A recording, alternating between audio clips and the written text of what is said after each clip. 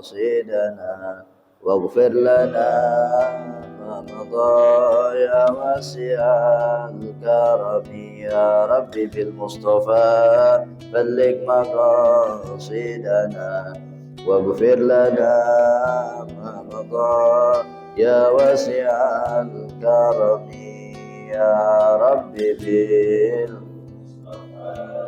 بلغ مقاصدنا واغفر لنا ما مضى يا واسع الكرم اللهم صل وسلم وبارك عليه وعلى آله. Bismillahirrahmanirrahim. Nasta'firullahaladzim bersama nahnu nasafuna wa abun salihun Allah yadkhulun niyatna fi niyatihim wa amalna fi amali makhlaqna fi akhlaqihim wa nastadru matahira zakiyya fi hadha majlis syarif ala hadhihi niyah wa ala kulli niyatin salihah wa ala man nasafuna salihun wa ila hadratin Nabi Muhammadin sallallahu alaihi wasallam. Al-Fatihah. A'udzu billahi minasy syaithanir rajim. Bismillahirrahmanirrahim. Alhamdulillah Rabbil Alamin Ar-Rahmanir Rahim Malik Yawmiddin Iyyaka na'budu wa iyyaka nasta'in Ihdinas siratal mustaqim Siratal ladzina an'amta 'alaihim ghairil maghdubi 'alaihim waladdallin. Alhamdulillah wassalatu wassalamu ala asrafil anbiya wal mursalin sayyidina Muhammadin wa ala alihi wa sahbihi ajma'in. Allahumma shalli wa sallim ala sayyidina Muhammadin miftahi babi rahmatillah عدد ما في علم الله صلاة وسلاما دائمين بدوام ملك الله وعلى آله وصحبه ومن والاه ولا حول ولا قوة إلا بالله. Amma ba'd. Al-Mukarram al-Muhtaram yang sama kita muliakan dan kita hormati seluruh serta segenap para asatidzah, juga seluruh dan segenap DKM Musholah Al-Ikhlas serta seluruh dan segenap jamaah yang alhamdulillah nunggu ya belum bubar. Mohon maaf apabila tadi ada telat karena nggak langsung dari rumah dan sekarang juga nggak bawa kitab.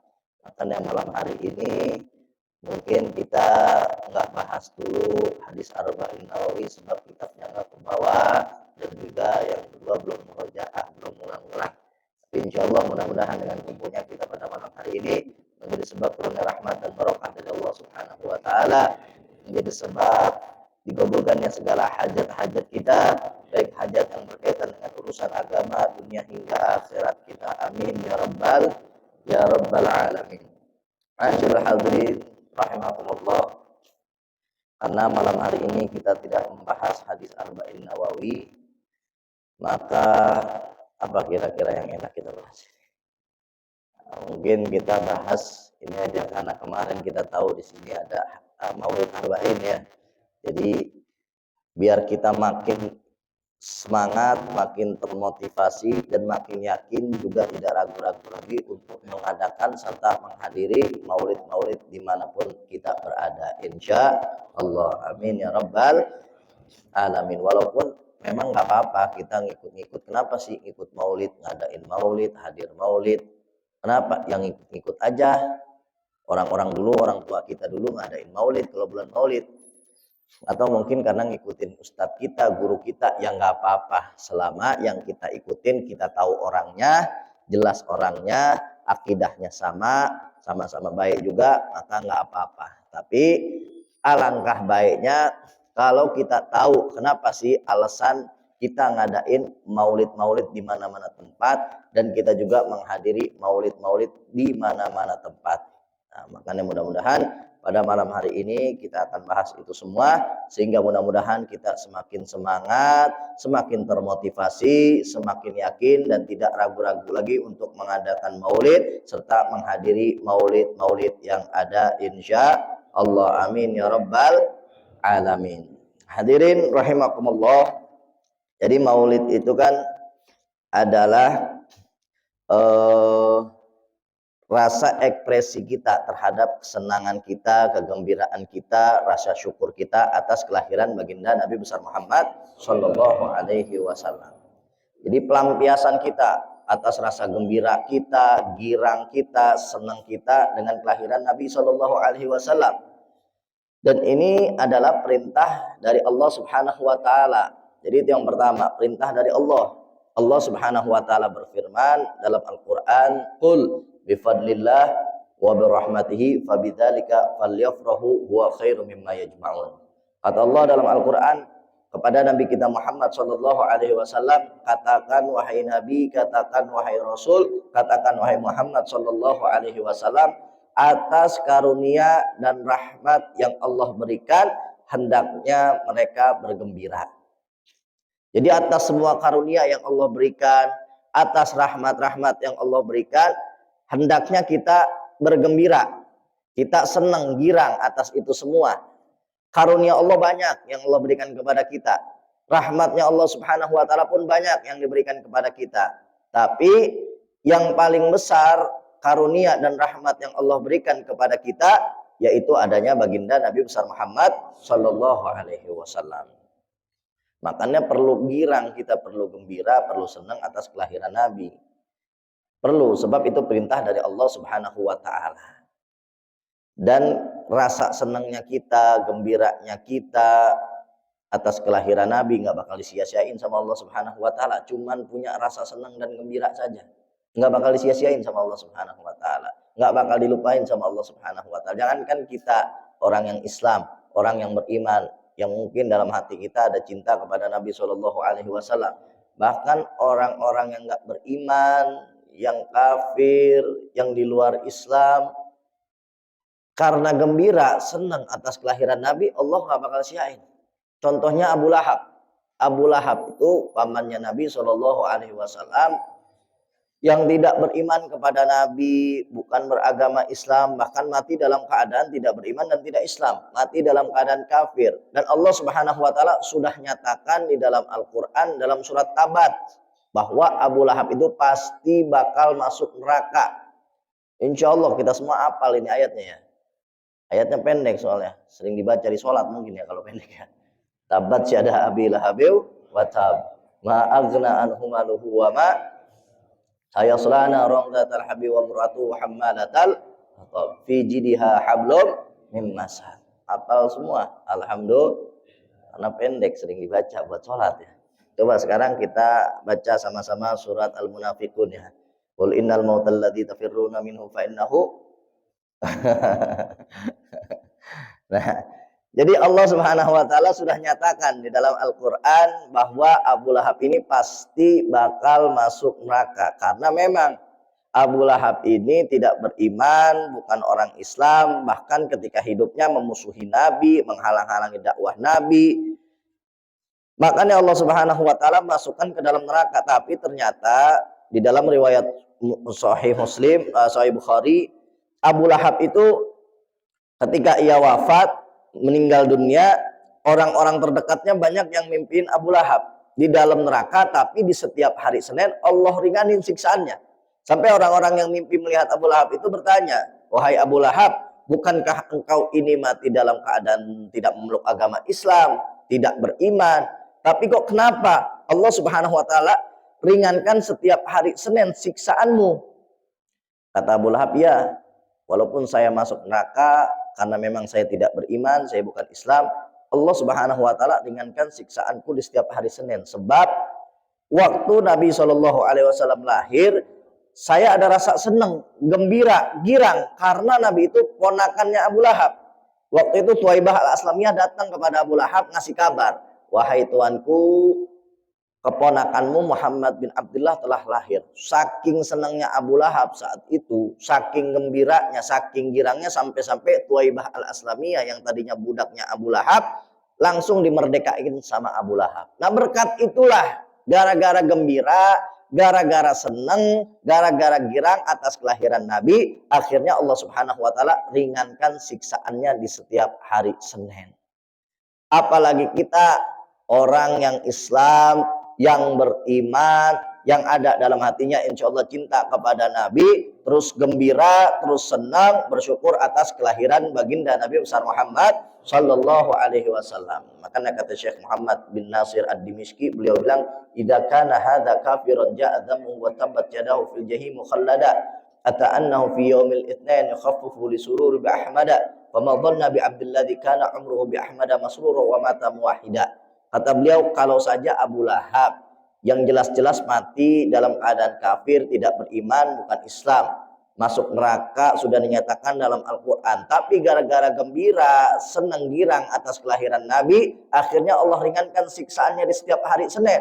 Lalu bagaimana orang yang beriman, orang Islam yang ada dalam hatinya cinta kepada Nabi, terus dia gembira, terus dia senang, terus dia bersyukur atas maulid kelahiran baginda Nabi besar Muhammad Sallallahu Alaihi Wasallam. Makanya pasti Allah nggak bakal sia-siain, pasti Allah Subhanahu Wa Taala nggak bakal lupain, pasti Allah Subhanahu Wa Taala bakal ganjar kepada kita dengan ganjaran yang lebih dari Allah Subhanahu Wa Taala. Alhamdulillah. Jadi itu yang pertama. Karena kita gembira, mengekspresikan rasa gembira kita dengan mengadakan perayaan-perayaan maulid. Berbagai macam caranya, yang penting enggak melanggar syariat. Jadi kalau di daerah-daerah lain suka beda-beda ngadain acara maulidnya. Kemarin Al-Faqih dari Bangka Belitung, di situ itu lebaran 3 kali. Lebaran Idul Fitri, lebaran Idul Adha, ada lebaran maulid namanya. Jadi kalau datang bulan maulid itu kayak lebaran bersama. Orang-orang pada open house, yang dari kota pada balik, mudik, datang ke rumah keluarganya, silaturahmi, tetangga pada kumpul, makan-makan, kayak lebaran. Makanya disebutnya lebaran bulan maulid. Itu semua dalam rangka gembira, bersyukur atas kelahiran Nabi Shallallahu Alaihi Wasallam. Atau kadang-kadang ada yang ngadain maulid, seperti umumnya kita berzikir, kita bersolawat, membaca maulid, membaca rawi, mendengarkan tausiah, selesai doa, atau mungkin cuman baca dzikir, habis itu baca solawat, habis itu baca rawi atau maulid, nggak ada tausiahnya, atau sebaliknya mungkin ngadain tausiahnya doang, nggak baca rawi, nggak baca maulid dan lain sebagainya. Atau mungkin kadang-kadang di sebagian toko, supermarket, kantor, kalau udah datang bulan maulid, itu mengekspresikan rasa gembiranya, suka didekor-dekor tuh rukonya, didekor-dekor tokonya, kantornya, dibikin tulisan selamat datang bulan kelahiran Nabi Shallallahu Alaihi Wasallam. Itu dalam rangka mengekspresikan rasa gembira, rasa senang atas kelahiran Nabi. Termasuk juga kata Habib Umar bin Muhammad bin Salim bin Hafid yang belum lama datang ke Indonesia itu, kata beliau, di antara min a'dhami ihtifal maulidin Nabi Shallallahu Alaihi Wasallam itu gerakan jihadnya orang-orang Hamas beberapa hari yang lalu yang menyerang orang-orang Israel. Nah, itu juga salah satu cara mengekspresikan rasa gembira, rasa senang atas kelahiran Nabi Shallallahu Alaihi Wasallam dengan menegakkan yang namanya jihad di jalan Allah Subhanahu Wa Taala. Kita semua kan tahu ya kabarnya beberapa hari yang lalu atau minggu yang lalu itu saudara Muslim kita di Palestina meluncurkan serangan melalui pasukan Gaza, ya, pasukan Hamas dari Gaza untuk menyerang orang-orang Yahudi di Israel ya. Nah, itu serangannya luar biasa, terarah, serangannya tepat ke militer-militer, ke tentara-tentara Israel, anak-anak kecil nggak dilukain, wanita-wanita nggak dimacem-macemin, orang-orang tua juga nggak terkena serangan, rumah-rumah ibadah mereka nggak dihancurkan, rumah-rumah sipil juga nggak dihancurin. Tapi begitu orang-orang Israel, orang-orang Yahudi nyerang balik, yang diserang rumah sakit, rumah ibadah, orang-orang tua yang udah renta, wanita-wanita, bahkan balita-balita yang nggak berdosa pun terkena serangan dari orang-orang Israel. Luar biasa. Nabi Shallallahu Alaihi Wasallam mengajarkan kepada para sahabat untuk berjihad walaupun kepada orang-orang kafir harbi, kafir yang memusuhi umat Islam, itu tetap ada aturannya, nggak boleh sembarangan main serang. Tepat sebagaimana yang dilakukan oleh saudara-saudara kita kemarin, pasukan Hamas ketika menyerang Israel. Wanita-wanita nggak dimacem-macemin, orang yang udah tua renta nggak dimacem-macemin, anak-anak kecil dijaga-jagain, rumah ibadah mereka nggak dihancurin, rumah-rumah warga nggak dihancurin. Yang diserang cuma militer-militernya doang, yang diserang cuma tentara-tentaranya doang, yang memusuhi umat Islam. Karena emang aturannya begitu dalam perang. Dan memang Nabi Shallallahu Alaihi Wasallam pun mengajarkannya seperti itu. Kalau kita mau melawan orang-orang kafir harbi harus ada aturannya. Apalagi kalau yang kita lawan kafir dhimmi, nggak boleh sama sekali. Bahkan Nabi Shallallahu Alaihi Wasallam beliau bersabda, man adza dhimmiyan fa ana khasmuhu. Qasamtuhu yaumal qiyamah.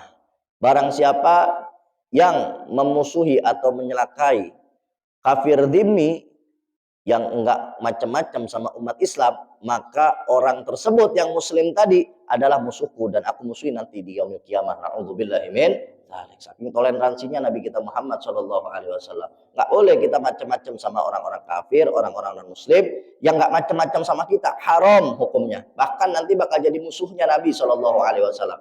Tapi sebaliknya, kalau ada orang-orang non muslim, ada orang-orang kafir yang macam-macamin orang Islam, yang melawan orang Islam, haram kita mundur selangkah pun untuk melawan mereka.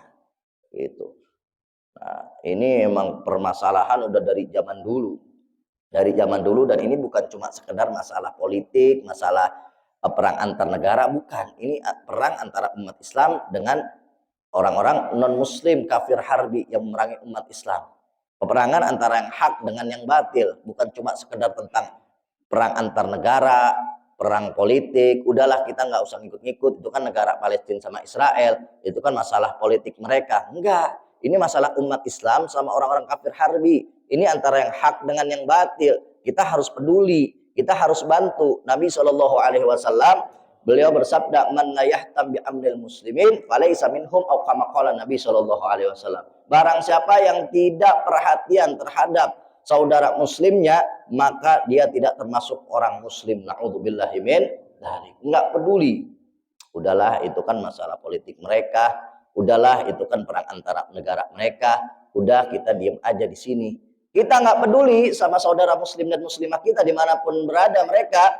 Maka na'udzubillah, kata Nabi SAW, maka tidak digolongkan bersama orang-orang Islam. Na'udzubillahi min dzalik. Apalagi Masjidil Aqsa. Masjidil Aqsa ini masjid termulia bagi umat Islam setelah Masjidil Haram yang berada di Mekah, setelah Masjidil Nabawi yang berada di Madinah. Bahkan Masjidil Aqsa ini adalah kiblat pertama bagi umat Islam. Sebelum umat Islam menghadap Ka'bah, kiblat pertamanya adalah Masjidil Aqsa. Abu Yazid Muhammad bin Alwi al-Maliki dalam kitab Madha fi Sya'ban menyebutkan bahwa dulu Nabi SAW dan para sahabat menghadap Masjidil Aqsa pertama kali itu selama 17 bulan 3 hari. Baru setelah itu Allah perintahkan untuk menghadap Ka'bah sampai sekarang. Setelah Allah Subhanahu wa taala turunkan firman-Nya, qad nara taqalluba wajhika fis sama falanwalliyannaka qiblatan tardaha fawalli wujuhakum syatral masjidil haram haitsu ma kuntum fawallu wujuhakum syatrah. Nah, dari situlah, dari ayat itu akhirnya Allah perintahkan Nabi dan para sahabatnya sampai sekarang menjadikan Ka'bah sebagai kiblat bagi umat Islam. Sebelumnya menghadap Masjidil Aqsa, saking mulianya Masjidil Aqsa. Bahkan ketika Isra wal Mi'raj, Allah Subhanahu wa taala ketika manggil Nabi SAW untuk bertemu Allah, itu Allah Subhanahu wa taala perintahkan dulu Nabi SAW buat mampir ke Masjidil Aqsa. Padahal kira-kira kalau Nabi langsung ketemu Allah bisa apa enggak? Bisa. Tapi kenapa kok Allah Subhanahu wa taala nyempetin dulu Nabi SAW ke Masjidil Aqsa? Agar umat tahu begitu mulianya, begitu agungnya, begitu tingginya derajat Masjidil Aqsa bagi umat Islam, biar nggak dilupain.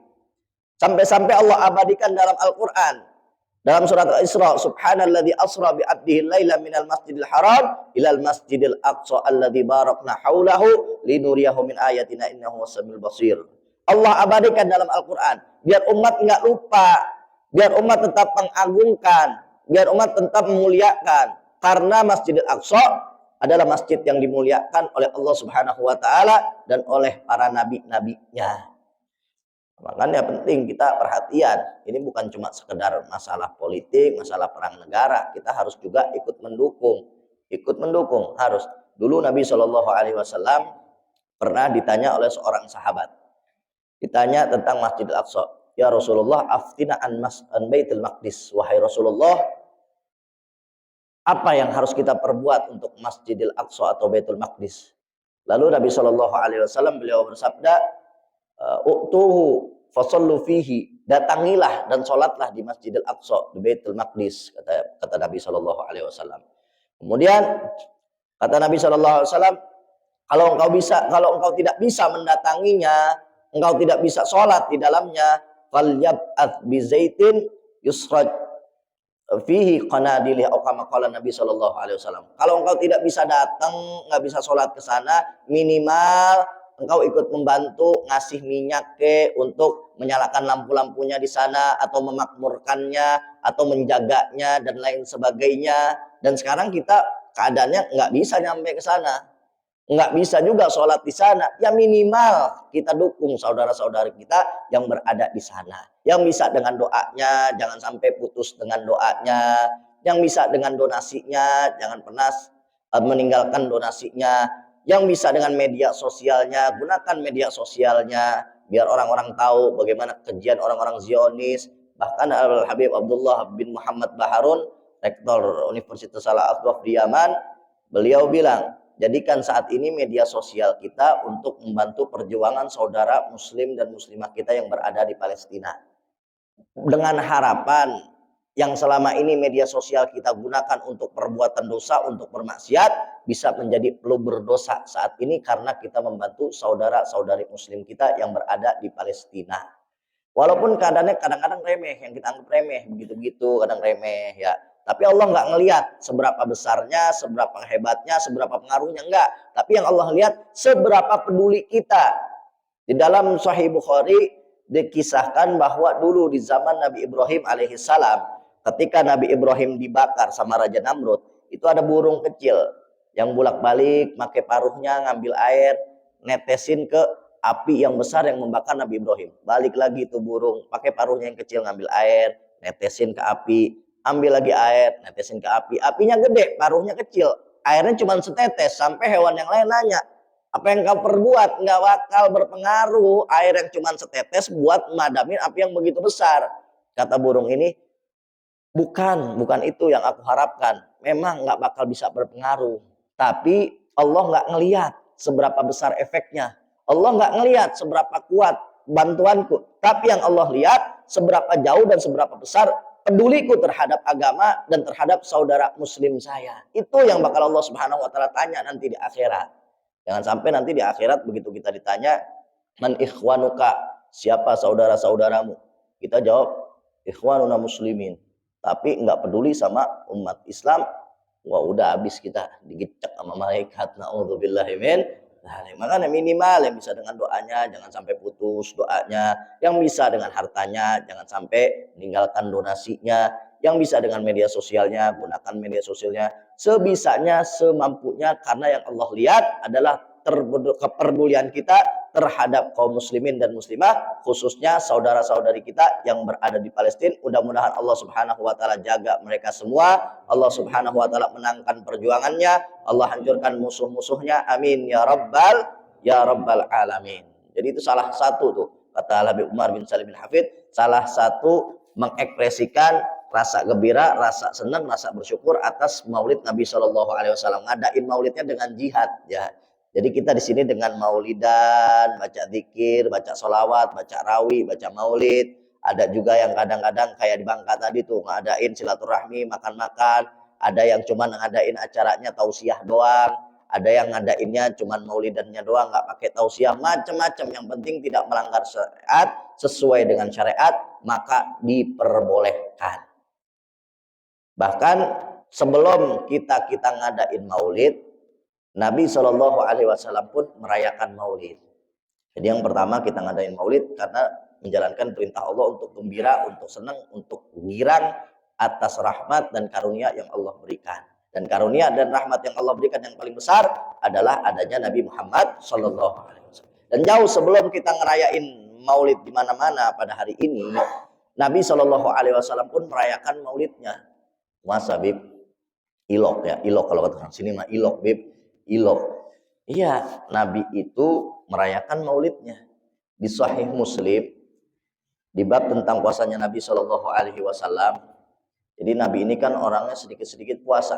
Setiap Senin puasa, setiap Kamis puasa, 13, 14, 15 di setiap bulannya Ayyamul Bid beliau selalu puasa. Hari-hari yang dianjurkan berpuasa beliau selalu puasa. Beliau sedikit-sedikit puasa, beda dikit sama kita. Kalau kita puasanya cuma sedikit ya. Kalau Nabi sedikit-sedikit puasa, kalau kita puasanya cuma sedikit. Jangankan yang sunnah-sunnah, yang wajib aja kadang suka kelewat ya. Nabi itu makannya cuma sedikit, kalau kita sedikit-sedikit makan.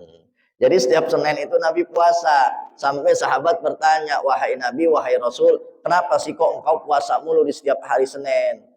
Su'ila an saumi yaumil Isnin, ditanya Nabi SAW tentang puasanya di hari Senin. Maka Nabi SAW menjawab, dzaka yaumul fihi. Karena di hari Senin aku dilahirkan, makannya aku senang, aku gembira, aku bersyukur dengan cara berpuasa.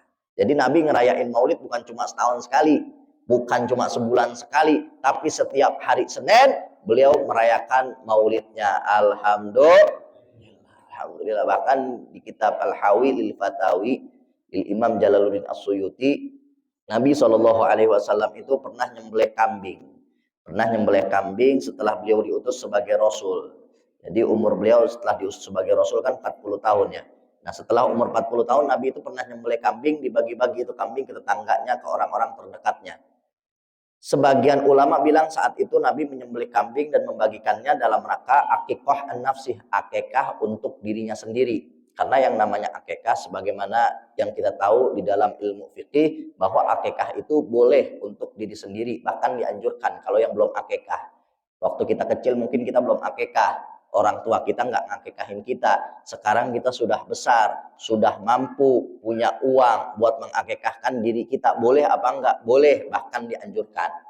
Boleh bagi-bagi kambing ke tangga-tangga kita, ke orang-orang terdekat kita.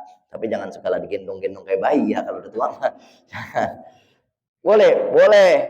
Boleh, bahkan dianjurkan. Tapi kata Imam Jalaluddin As-Suyuti, saat itu Nabi menyembelih kambing bukan dalam rangka akikah an-nafsi, bukan dalam rangka akikah untuk dirinya sendiri. Saat itu Nabi menyembelih kambing dalam rangka merayakan Maulid, sebab waktu Nabi umurnya 7 hari sudah pernah diakikahkan oleh kakeknya Abdul Muthalib. Wal aqiqah la tu'at marrathaniyah, yang namanya akikah nggak perlu diulang-ulang lagi. Kalau kita udah diakikahin, terus kita pengen motong kambing, kalau pengen kurban, kalau pengen infak, kalau pengen sedekah, kalau pengen bagi-bagi doang hadiah ke tetangga, nggak apa-apa. Tapi yang namanya akikah tidak dianjurkan untuk diulang-ulang. Kalau udah, sudah nggak perlu diulang-ulang lagi, nggak dianjurkan. Makanya Nabi SAW waktu menyembelih kambing setelah beliau diutus sebagai Rasul, kata Imam Jalaluddin As-Suyuti, itu bukan dalam rangka akikah untuk dirinya sendiri. Sebab Nabi itu udah pernah diakikahin waktu umurnya 7 hari oleh kakeknya Abdul Muthalib. Maka kata beliau, Nabi nyembelih kambing setelah beliau diutus sebagai Rasul, itu dalam rangka beliau gembira, senang, bersyukur atas kelahirannya Nabi SAW.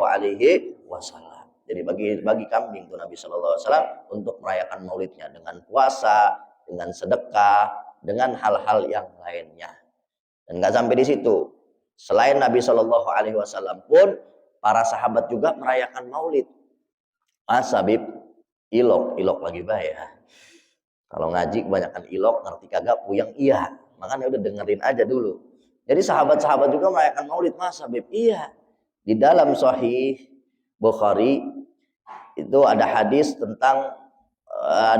yang menceritakan bahwa Nabi SAW pernah lewat di kelompok sahabat yang lagi duduk halakoh nih, lagi duduk posisinya melingkar begini, halakoh namanya.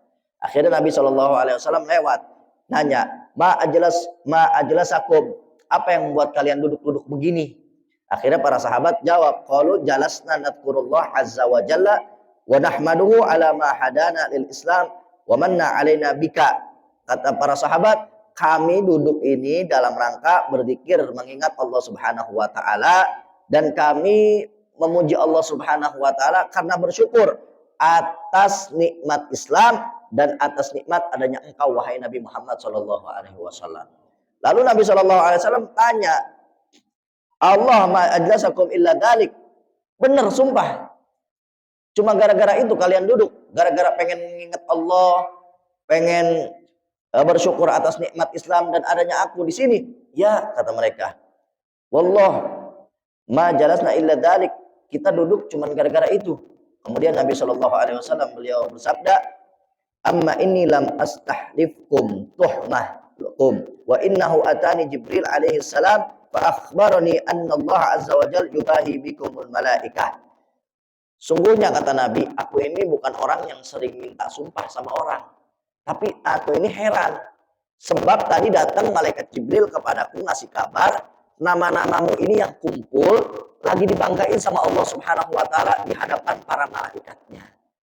Jadi para sahabat itu waktu duduk-duduk, mereka sedang berzikir kepada Allah, mengingat Allah Subhanahu wa taala dalam rangka bersyukur atas nikmat Islam dan dalam rangka bersyukur gembira senang atas adanya baginda Nabi besar Muhammad sallallahu alaihi wasallam. Artinya kan ngadain maulid, senang atas kelahiran Nabi, gembira atas kelahiran Nabi, bersyukur atas kelahiran Nabi sebagaimana yang kita lakukan selama ini. Alhamdulillah. Jadi yang pertama, kita menjalankan perintah Allah sebagaimana Allah berfirman, untuk kita gembira, untuk kita senang atas karunia dan rahmat dari Allah. Karunia dan rahmat dari Allah yang paling besar yaitu adanya Nabi Muhammad sallallahu alaihi wasallam.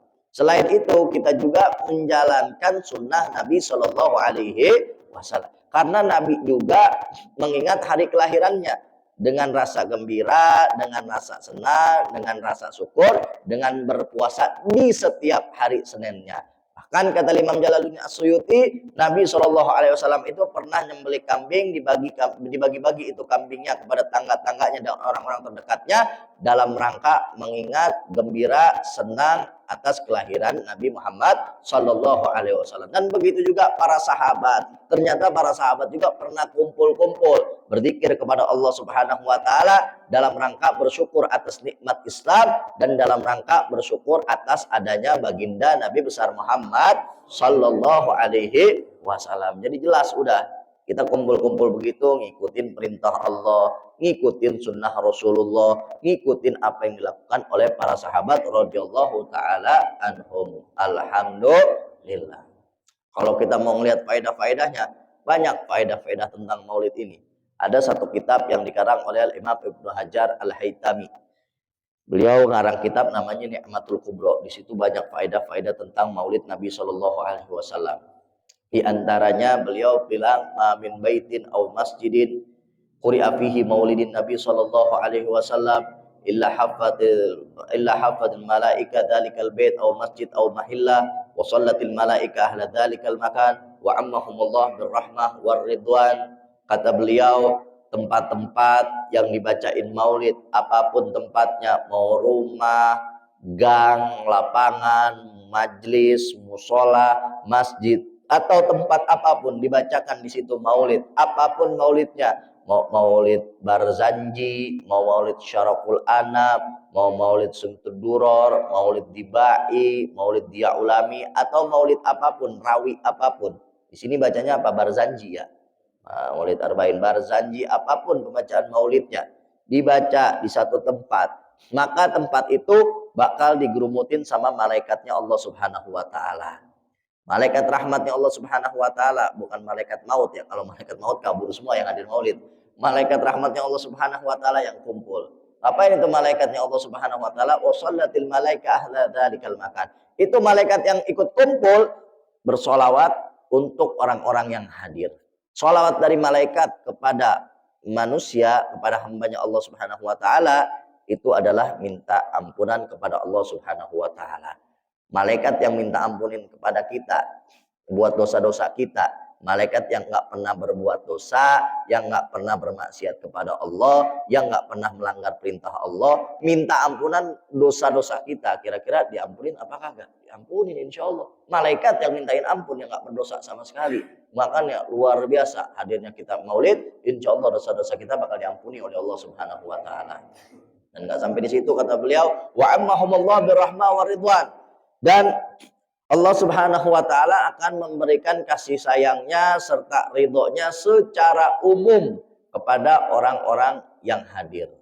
Artinya kan orang yang hadir dalam perayaan maulid kadang-kadang ada yang niat, ada yang kagak niat, ada yang khusyuk, ada yang nggak khusyuk, atau mungkin nggak sengaja kali, atau keluar rumah ya di gang ada acara maulid ini, atau ngikut dah, nggak sengaja. Tapi kata beliau, Allah Subhanahu wa taala akan memberikan secara umum siapapun yang hadir, akan rahmatnya, akan kasih sayangnya, serta ridhonya. Alhamdulillah. Berarti kalau Allah udah ridho sama kita, insya Allah hajat-hajat kita bakal dikabulin oleh Allah Subhanahu wa taala. Makanya kita hadir maulid, udah hajat-hajat kita sebut-sebut, minta sama Allah Subhanahu wa taala, karena insya Allah bakal diampuni bakal dikabuli oleh Allah Subhanahu wa taala. Banyak banget faedah perayaan maulid itu. Bahkan waktu sudah selesai ya. Jadi mungkin itu saja ya. Biar makin termotivasi, biar kita semakin jejak kalau kata orang Bekasi mah, biar makin yakin, biar makin semangat, biar makin tidak ragu-ragu lagi untuk mengadakan perayaan-perayaan maulid dan menghadiri perayaan-perayaan maulid dimanapun kita berada, insya Allah. Mudah-mudahan kumpulnya kita pada malam hari ini menjadi sebab turunnya rahmat dan barokah untuk kita semua, menjadi sebab terkabulnya segala hajat-hajat kita, dan mudah-mudahan bulan Rabiul Awal ini udah berlalu, mudah-mudahan ada dalam hati kita rasa cinta kepada Nabi Shallallahu Alaihi Wasallam, rasa rindu kepada Nabi Shallallahu Alaihi Wasallam, sehingga akan enteng, gampang, mudah untuk menjadikan Nabi Shallallahu Alaihi Wasallam sebagai pedoman, teladan dalam kehidupan kita sehari-hari, agar kita enteng untuk menjalankan segala perintahnya dan menjauhi segala larangannya, sehingga kelak di akhirat kita bisa mendapatkan syafaatnya dan dimasukkan ke dalam surga oleh Allah bersamanya. Amin ya rabbal alamin. Nah, ini saja dari Al-Faqir. Terima kasih atas segala perhatian. Mohon maaf atas segala kurangan dari penyampaian. Hadani Allah wa iyyakum minas siratal mustaqim. Wallahu muwaffiq ila aqwamit thoriq. Wassalamualaikum warahmatullahi wabarakatuh.